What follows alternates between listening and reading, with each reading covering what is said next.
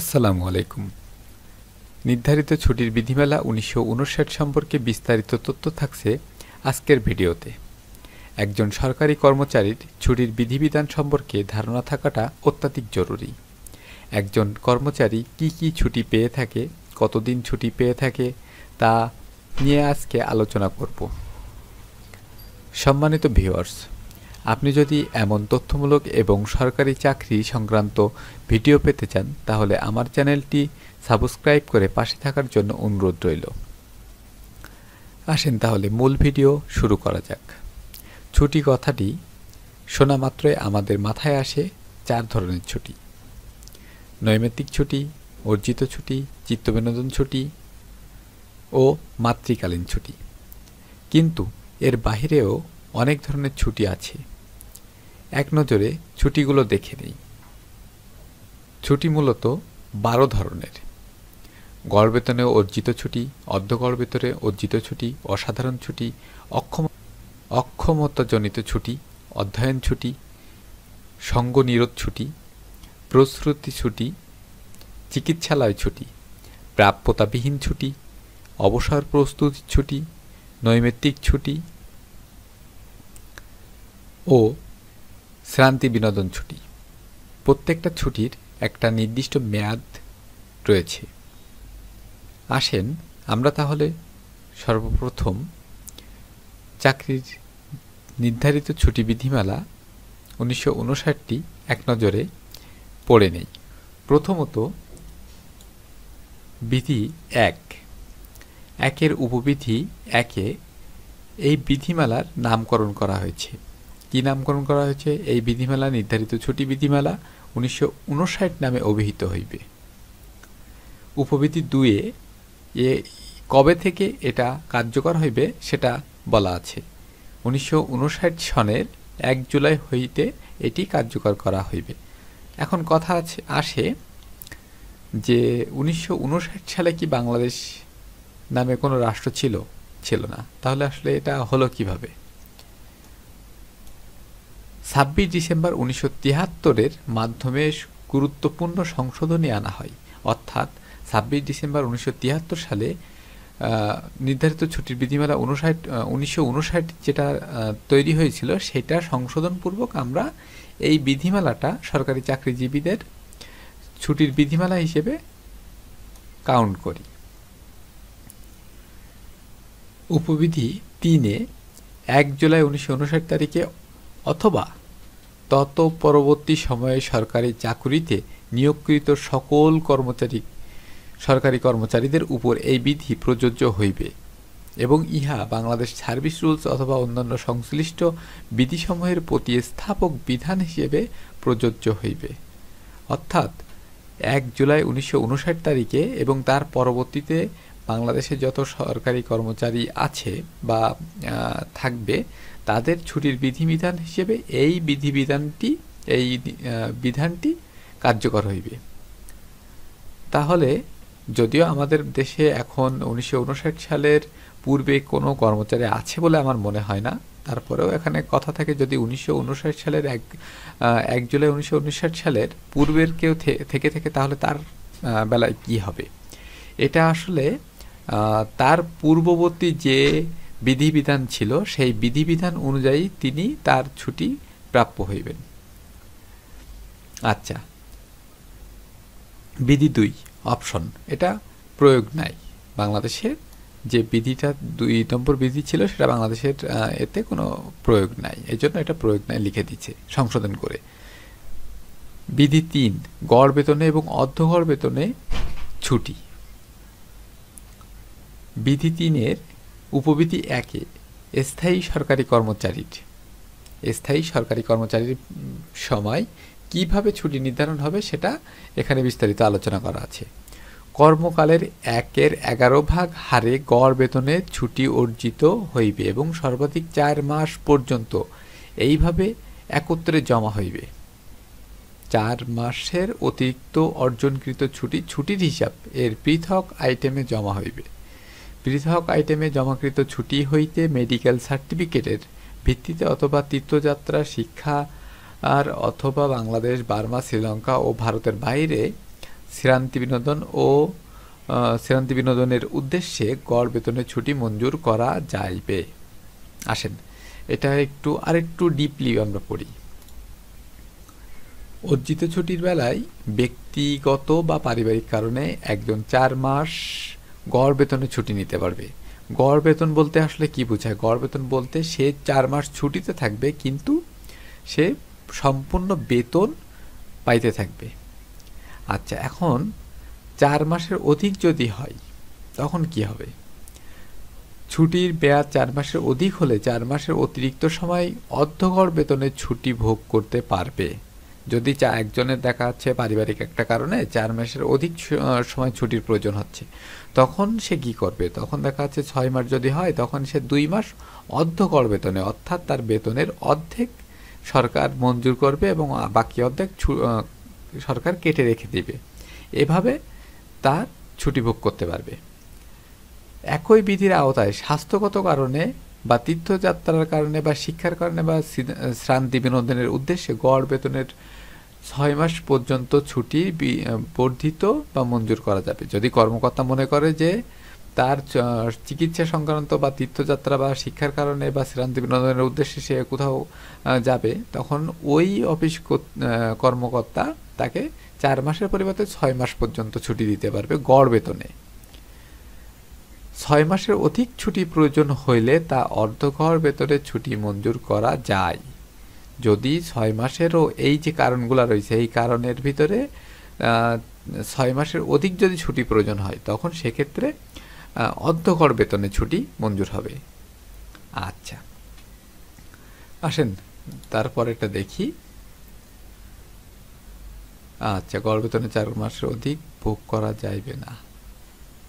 আচ্ছা, এখানে ওই যে আমরা যে কথাটা বলছি ঠিক সেই কথাটা এখানে আলোচনা করা হয়েছে যে 4 মাস বা 6 মাস কতদিন সেটা বলা হয়েছে।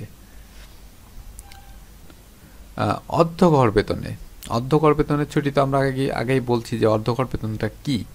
সেই অর্ধগড় বেতনের ছুটি কিভাবে অর্জন হয়, একজন সরকারি কর্মচারীর কিভাবে অর্জন হয় সেটা নিয়ে আলোচনা করা আছে এখানে।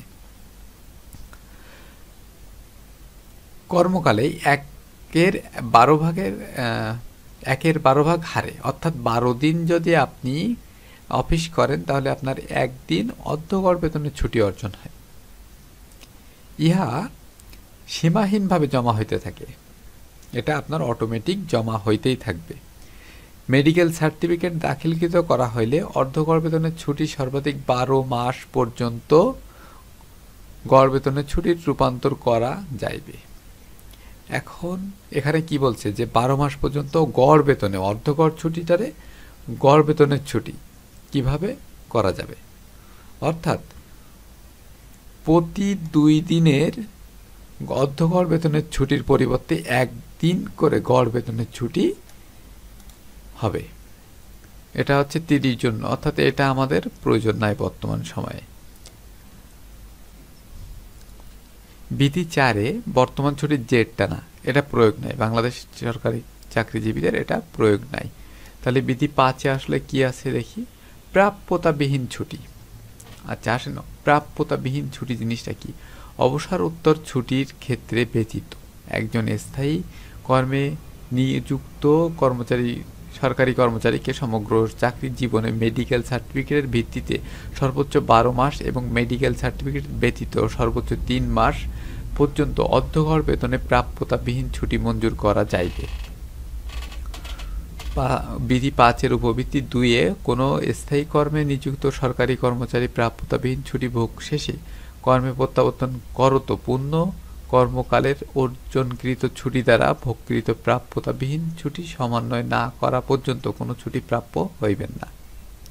অর্থাৎ প্রাপ্যতাবিহীন ছুটি বলতে এমন ছুটি বোঝাইছে যে আপনার কোনো ধরনের ছুটি আপনার হয় না, আপনার কোনো ছুটি অর্জন নাই, না আছে নৈমিত্তিক ছুটি, না আছে অর্জিত ছুটি, না আছে আপনার কোনো ছুটি। সেক্ষেত্রে আপনার ইমার্জেন্সি ছুটি যাওয়ার প্রয়োজন, আপনি অসুস্থ বা পরিবারের কোনো একটা কারণে আপনার ছুটি যাওয়ার প্রয়োজন, তখন আপনি আসলে কি ছুটি পাবেন? সেটাই হচ্ছে প্রাপ্যতাবিহীন ছুটি, অর্থাৎ আপনার কোনো ছুটি প্রাপ্য হয় নাই কিন্তু আপনার ছুটির প্রয়োজন। সেই ক্ষেত্রে সরকার বা আপনার কর্মকর্তা প্রাপ্যতাবিহীন ছুটি মঞ্জুর করতে পারবে। সেটা কি কেমন? মেডিকেল সার্টিফিকেট চাকরির জীবনে সমগ্র চাকরির জীবনে, অর্থাৎ আপনি সারা জীবন চাকরি করলে সমগ্র চাকরির জীবনে ডাক্তারি মেডিকেল সার্টিফিকেটের ভিত্তিতে আপনি 12 মাস ছুটি কাটাতে পারবেন এবং মেডিকেল সার্টিফিকেট ছাড়া 3 মাস ছুটি কাটাতে পারবেন অর্ধ গড় বেতনে। ঠিক আছে। 2 নম্বর হচ্ছে কি বলছে যে আপনি যখন ছুটি শেষ করে কর্মে প্রত্যাবর্তন করবেন, কর্মে প্রত্যাবর্তন করার পরে আপনার এই ছুটি সমন্বয় না করা পর্যন্ত আপনার আর নতুন কোনো ছুটি প্রাপ্য হইবে না। ঠিক আছে।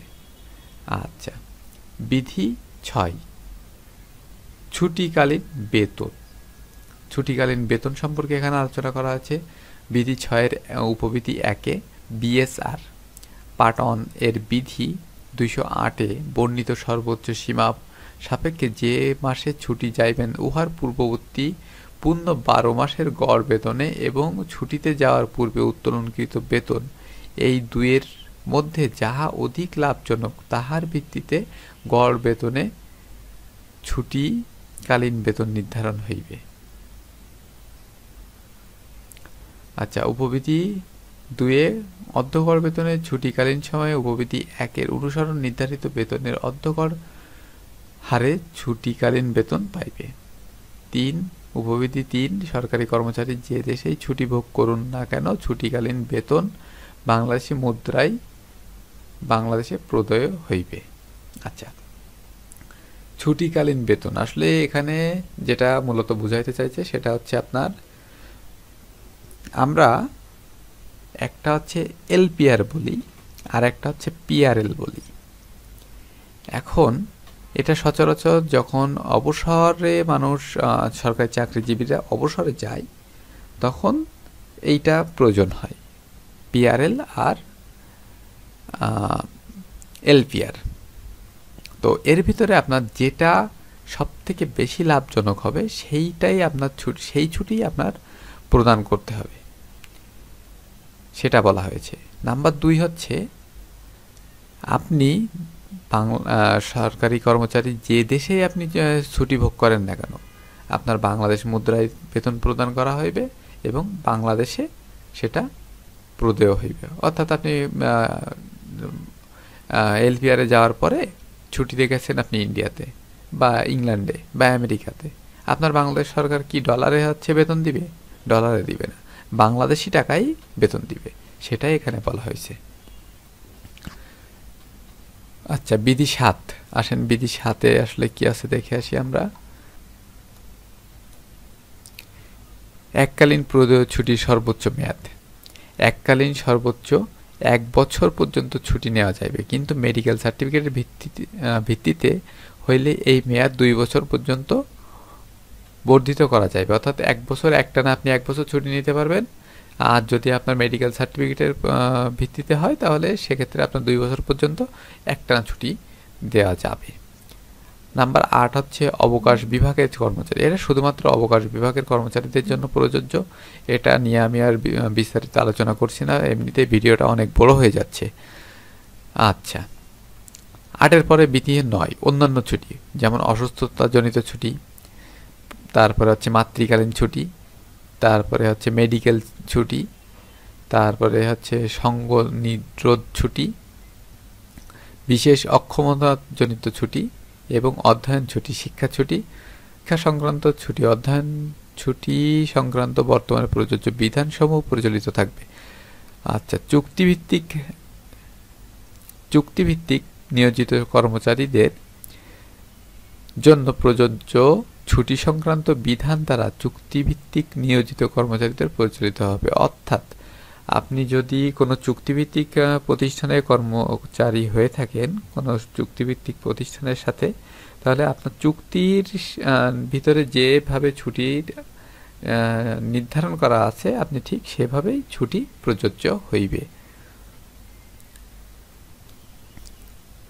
আচ্ছা, বিধি 10 কি বলা আছে আমরা একটু দেখি। বিধি 10 একজন সরকারি কর্মচারী ছুটির হিসাব এ জমাকৃত ছুটি তাহার বাধ্যতামূলক অবসর গ্রহণের দিনটিতে তমাদি হইয়া যাইবে। অর্থাৎ এটা খুবই গুরুত্বপূর্ণ একটা টপিকস।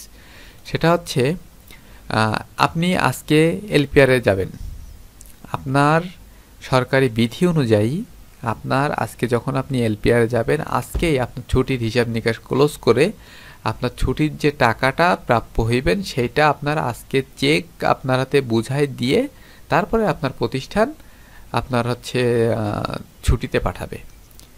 তো আসলে আমরা তো ওইভাবে সঠিক না জানার কারণে হয়তো আমরা পিআরএলে চলে যাই, এলপিআরে চলে যাওয়ার পরে 3 মাস 4 মাস অফিসের পিছনে ছুটি, কিন্তু আমরা ছুটির কোনো টাকা হাতে পাই না। তো আসলে এটা সম্পূর্ণ হচ্ছে আমাদের না জানার ফল। আমরা যদি জানি সঠিকভাবে তাহলে আমরা এটা বলতে পারি। সরকার আমাদের জন্য সব কিছু করছে, সরকারি কর্মচারীদের জন্য সব রকম সুযোগ সুবিধা রাখছে, কিন্তু আমাদের শুধুমাত্র না জানার যে সমস্যা সেটার কারণে আমরা সেটা দাবি করতে পারি না। আচ্ছা, আসেন বিধি 11। এই বিধিমালার অধীন যে কোনো প্রকার ছুটির সহিত সংযুক্তভাবে বা ইহার ধারাবাহিকতা ক্রমে এই বিধিমালার অধীন অন্য যে কোনো প্রকার ছুটি প্রদান করা যাইবে। অর্থাৎ এই বিধিমালার অধীনে কোনো প্রকার ছুটির সহিত সংযুক্তভাবে বা ইহার ধারাবাহিকতা ক্রমে বিধিমালার অধীনে অন্য যে কোনো ছুটি প্রদান করা যাবে। বিধি 5 বিএসআর পার্ট 1 এর 15 অধ্যায় সেকশন 1-তে বর্ণিত ছুটির মঞ্জুরের সাধারণ শর্তাদি এবং সেকশন 8-এ বর্ণিত ছুটির পদ্ধতি সংক্রান্ত যে সকল বিধিসমূহ এই বিধিমালার সহিত অসামঞ্জস্য নয় বা ইহার পরিপন্থী নয়, ওই সকল বিধিসমূহ সকল ক্ষেত্রে প্রযোজ্য থাকবে। অর্থাৎ বিএসআর এর 15 অধ্যায় সেকশন 1-এ যে সমস্ত ছুটি এবং সেকশন 8-এ যে সমস্ত ছুটি এই বিধিমালার সাথে পরিপন্থী না, সেক্ষেত্রে ওই বিধিসমূহ সকল ক্ষেত্রে প্রযোজ্য হইবে। এই সকল বিধি মানে এই যে বিধি নির্ধারিত ছুটি বিধিমালা 1959 এইটার সকল ক্ষেত্রে প্রযোজ্য হইবে যদি আপনার সেকশন 1 এবং সেকশন 8-এর সাথে পরিপন্থী না হয়। আচ্ছা, তাহলে নির্ধারিত ছুটি বিধিমালা 1959 আমরা দেখলাম এবং এটার বিস্তারিত আলোচনা করলাম। আসেন আর একটু অল্প কিছু তথ্য আপনাদেরকে দিয়ে রাখি। যে ছুটিগুলো নিয়ে আমরা পড়ছি বা দেখছি এর বাইরে কিছু ছুটি নিয়ে আলোচনা করব, যেমন অসাধারণ ছুটি। স্থায়ী কর্মচারী ব্যতীত অন্য কর্মচারীদের ক্ষেত্রে অসাধারণ ছুটি মেয়াদ এককালীন 3 মাসের অধিক হবে না। অর্থাৎ সরকারি কর্মচারী স্থায়ী কর্মচারী ব্যতীত অন্য যে কোনো কর্মচারীর ক্ষেত্রে এই মেয়াদ সর্বোচ্চ 3 মাস হবে, তার বেশি হবে না। তবে দীর্ঘকালীন অসুস্থতার জন্য মেডিকেল সার্টিফিকেটের ভিত্তিতে অস্থায়ী কর্মচারীকে 6 মাস পর্যন্ত অসাধারণ ছুটি প্রদান করা যাবে। অর্থাৎ যদি মেডিকেল সার্টিফিকেট থাকে সেক্ষেত্রে আপনার 6 মাস পর্যন্ত এই অসাধারণ ছুটি আপনার প্রদান করা যাবে। যক্ষ্মা রোগে আক্রান্ত একজন অস্থায়ী কর্মচারীকে এককালীন 12 মাস পর্যন্ত অসাধারণ ছুটি মঞ্জুর করা যাবে। তবে বিধান থাকে যে দাখিলকৃত সার্টিফিকেটের স্বাস্থ্যকেন্দ্র যক্ষ্মা বিশেষজ্ঞ বা সিভিল সার্জনের বিধির মেয়াদ উল্লেখপূর্বক সুপারিশ থাকলে অসাধারণ ছুটি মঞ্জুর করা যায়। অর্থাৎ যদি কেউ যক্ষ্মা রোগে আক্রান্ত হয় তাহলে সেক্ষেত্রে আপনার 12 মাস পর্যন্ত, অস্থায়ী কর্মচারীর ক্ষেত্রে 12 মাস পর্যন্ত ছুটি প্রদান করা যাবে এবং সেটা বিশেষজ্ঞ ডাক্তার বা সিভিল সার্জনের সুপারিশ থাকতে হবে। আসেন এবার স্থায়ী কর্মচারী নিয়োজিত কর্মচারীদের ক্ষেত্রে অসাধারণ ছুটির মেয়াদ সর্বোচ্চ 1 বছর এবং মেডিকেল সার্টিফিকেটের ভিত্তিতে তা 2 বছর পর্যন্ত মঞ্জুর করা যাইবে। এখন কথা হচ্ছে এই যে অসাধারণ ছুটি, এই যে অসাধারণ ছুটিটা, এই ছুটিটা আসলে কি ছুটি, কখন আসলে প্রয়োজন হয়? অসাধারণ ছুটি হচ্ছে এমন একটা ছুটি যে ছুটিটা আপনার কোনো প্রকার বেতন সরকার প্রদান করবে না। আপনি চাকরিতে থাকবেন, আপনার প্রয়োজনে আপনি এই অসাধারণ ছুটি নেবেন, কিন্তু সরকার আপনার কোনো প্রকার বেতন প্রদান করবে না। বেতনবিহীন ছুটি যাকে বলে তাই হচ্ছে অসাধারণ ছুটি। নাম্বার ৩, অক্ষমতাজনিত ছুটি। অক্ষমতাজনিত ছুটি হচ্ছে কি ছুটি? মেডিকেল বোর্ডের সার্টিফিকেটের ভিত্তিতে স্থায়ী কর্মচারীকে ২৪ মাস অথবা ২ বছর পর্যন্ত অক্ষমতাজনিত ছুটি মঞ্জুর করা যাবে। মেডিকেল বোর্ডের সার্টিফিকেট ব্যতীত এই ছুটির মেয়াদ বাড়ানো যাবে না। অর্থাৎ যদি কোনো কর্মচারী কর্মজীবনে বড় ধরনের অসুস্থ হয়ে পড়ে, তখন তাকে সর্বোচ্চ মেডিকেল সার্টিফিকেটের ভিত্তিতে সর্বোচ্চ ২ বছর পর্যন্ত ছুটি দেওয়া যাবে, অক্ষমতাজনিত ছুটি দেওয়া যাবে। কিন্তু মেডিকেল সার্টিফিকেট ব্যতীত এই ছুটি কোনোভাবেই দেওয়া যাবে না। ৪, অধ্যয়ন ছুটি বা শিক্ষা ছুটি। সাধারণত ছুটির মেয়াদ ১২ মাস, তবে বিশেষ কারণে সর্বোচ্চ ২৪ মাস। অর্থাৎ শিক্ষা ছুটি আপনি ১২ মাস পাবেন, বিশেষ ক্ষেত্রে আপনার ২৪ মাস অর্থাৎ ২ বছর পর্যন্ত শিক্ষা ছুটি প্রাপ্য হইবে। কোর্সের কারণে অতিরিক্ত সময় প্রয়োজন হলে ৪ মাস অর্জিত ছুটি এবং ৩২ মাসের অসাধারণ ছুটি অর্থাৎ ৪ + ২৪ + ৩২ = ৬০ মাসের অধ্যয়ন ছুটি মঞ্জুর করা যাইবে। অর্থাৎ ৫ বছর পর্যন্ত এই শিক্ষা ছুটি দেওয়া যাবে। শিক্ষা ছুটি তাহলে আপনি দেখেন, প্রথমে হচ্ছে শিক্ষা ছুটি দেওয়া হচ্ছে ২ বছর, তারপরে বিভিন্ন প্রয়োজনে আরও ৪ মাস বিভিন্ন কোর্সের কারণে, ও ৩২ মাসের অসাধারণ ছুটি। অর্থাৎ দেখা যাচ্ছে ৪ মাসে আপনার প্রথমে তো আপনার ২ বছর শিক্ষা ছুটি দিছে, সেখানে আপনার শেষ হয় নাই, শিক্ষা জীবন শেষ হয় নাই, তারপরে আপনার আরও ৪ মাসের অতিরিক্ত ছুটি দিছে, অর্জিত ছুটি যাকে বলে, তাতেও আপনার হয় নাই, ২৪ আর ৪ ২৮ মাস দিল, হলো না। তারপরে যদি আপনার না হয়, সেক্ষেত্রে আপনার ৩২ মাসের এই যে অসাধারণ ছুটির কথা আমরা পড়ে আসছি, এই অসাধারণ ছুটি আপনার দেওয়া যাবে। আচ্ছা, সঙ্গ নিরোধ ছুটি। মেডিকেল সার্টিফিকেটের ভিত্তিতে অফিস প্রধান সরকারি কর্মচারীকে সর্বাধিক ২১ দিন পর্যন্ত, বিশেষ অবস্থায় ৩০ দিন পর্যন্ত সঙ্গ নিরোধ ছুটি মঞ্জুর করতে পারবে। মাতৃকালীন ছুটি আমরা সবাই জানি, মাতৃকালীন ছুটি আসলে ৬ মাস হয় এবং এটা ২ বার পর্যন্ত আপনার একজন প্রাপ্য হইবে। চিকিৎসালয় ছুটি, অর্থাৎ আপনি অসুস্থ হয়ে হসপিটালে ভর্তি আছেন, সেক্ষেত্রে আপনার ২৮ মাসের পর্যন্ত সর্বাধিক ২৮ মাস পর্যন্ত আপনার ছুটি দেওয়া যাবে, তার বেশি হবে না। কর্তৃপক্ষ মনে করলে গড় বেতনে বা অর্ধগড় বেতনে এই ছুটি মঞ্জুর করতে পারবে। অর্থাৎ যদি আপনার অফিস প্রধান মনে করে যে এটা আপনার গড় বেতনে ছুটি আছে, গড় বেতন থেকে আপনার ছুটিটা মঞ্জুর করবে, সেটাও করতে পারে। যদি আপনার গড় বেতনে ছুটি না থাকে, অর্ধগড় বেতনে যে ছুটি আছে সেটার থেকেও আপনার এই ২৮ মাস পর্যন্ত ছুটি দিতে পারবে। বিশেষ অসুস্থতাজনিত ছুটি, এটা আসলে নৌযানে কর্মরত অর্থাৎ নেভিতে যারা কর্মরত থাকে তাদের জন্য এই ছুটিটা, আর অবকাশ বিভাগের জন্য অবকাশ ছুটি, এটা নিজস্ব ছুটি। তো এই ছিল আর কি ছুটি, সরকারি কর্মচারীদের ছুটির বিষয়। যদি এই সংক্রান্ত আপনাদের আর কোনো কিছু জানার থেকে থাকে বা কোনো জিজ্ঞাসা থাকে, আপনারা কমেন্ট বক্সে কমেন্ট করতে পারবেন, আমি ইনশাল্লাহ উত্তর দেওয়ার চেষ্টা করব আমার যতটুকু জানা আছে তার ভিতরে।